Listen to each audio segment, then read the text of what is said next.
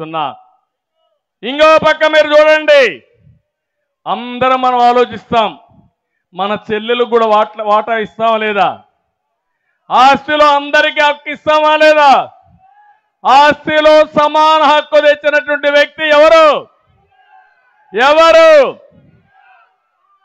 NT Ramarao గారు మొట్టమొదటిసారిగా మగబిడ్డ ఆడబిడ్డ సమానమే, ఆస్తిలో ఇద్దరికి సమాన హక్కు ఇవ్వాలని చట్టం తెచ్చిన ఒక మహానాయకుడు ఎన్టీ రామారావు గారని చెప్పి నేను మీకు తెలియజేస్తున్నా.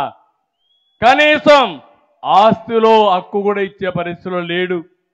మొన్నటి వరకు మీరు చూశారు ఏ విధంగా మాట్లాడారో. ఆవిడైతే మొత్తం జగనన్న బాణం, ఇప్పుడు జగనన్న బాణం ఎక్కడికి వచ్చిందో మీరే చూస్తున్నారు. మళ్ళీ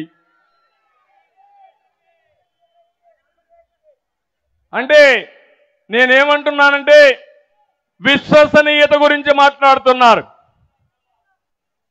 ఇదే మీ విశ్వసనీయత నేను అడుగుతున్నా. ఇంకో మాట చెప్పాడు, మద్యపాన నిషేధం చేయకపోతే ఓట్లు అడగనని చెప్పాడా లేదా? చేశాడా అని మిమ్మల్ని అడుగుతున్నా. 36,000 కోట్ల రూపాయలు తాకట్టు పెట్టి డబ్బులు తెచ్చాడా లేదా? ఇప్పుడు ఓటు అడిగే హక్కు ఆయనకు ఉందా అని అడుగుతున్నా. లేదు అంటే గట్టి చెప్పండి, ఓటు అడిగే హక్కు లేదని. అంటే కథలన్నీ చెప్పి తాగుబోతుల బలహీనత అడ్డం పెట్టుకుని ఇంకా ఎక్కువ తాగిచ్చాలని 36,000 కోట్ల రూపాయలు అప్పు తెచ్చి నాకు విశ్వసనీయత ఉందని మాట్లాడే వ్యక్తుల్ని ఏమనాలి నాకైతే అర్థం కావడం లేదు. ప్రతి ఏటా జాబ్ క్యాలెండర్ ఏం తమ్ముళ్ళు వచ్చిందా? ఉద్యోగాలు డిఎస్సి పెట్టాడా? డిఎస్సి ఒక డిఎస్సి పెట్టారా? 5 ఏళ్లలో వస్తాయా ఉద్యోగాలు? మళ్ళా జాబు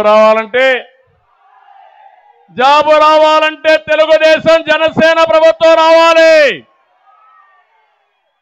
తెలుగుదేశం జనసేన ప్రభుత్వం వస్తే యువతకు హామీ ఇస్తున్నా, ప్రతి ఒక్కరికి ఉద్యోగం కల్పించే బాధ్యత మాది అని మరొక్కసారి హామీ ఇస్తున్నా. అందుకే యువతకు హామీ ఇస్తున్న యువగళం కింద 20 లక్షల ఉద్యోగాలు ఇప్పించే బాధ్యత ప్రభుత్వంలో ప్రైవేట్లో ఉద్యోగాలు సృష్టించే బాధ్యత తీసుకుంటాం. ఇంకో పక్క ఉద్యోగం వచ్చే వాళ్ళు కూర్చొని ప్రపంచం మొత్తం పనిచేసే విధానానికి శ్రీకారం చుడతాం. ఇంకా బోరు కొడితే అన్ని మండలాల్లో పెద్ద గ్రామాల్లో వర్క్ స్టేషన్లు పెట్టి అక్కడొచ్చే పనిచేసే విధానానికి శ్రీకారం చుడతాం. ప్రపంచంలో ఉండే కంపెనీలన్నీ తీసుకొస్తాం. తద్వారా ప్రతి ఒక్క తమ్ముడికి, ప్రతి ఒక్క చెల్లెలకి ఉపాధి కల్పించే బాధ్యత మాదని మరొక్కసారి మీ అందరికీ హామీ ఇస్తున్నా. ఇంకో పక్కన ఈరోజు మీరు చూడండి, వీళ్ళు రేపు వస్తారు, మళ్ళీ ప్రచారానికి వస్తారు. వైసీపీ నేతలు నిలదీయండి.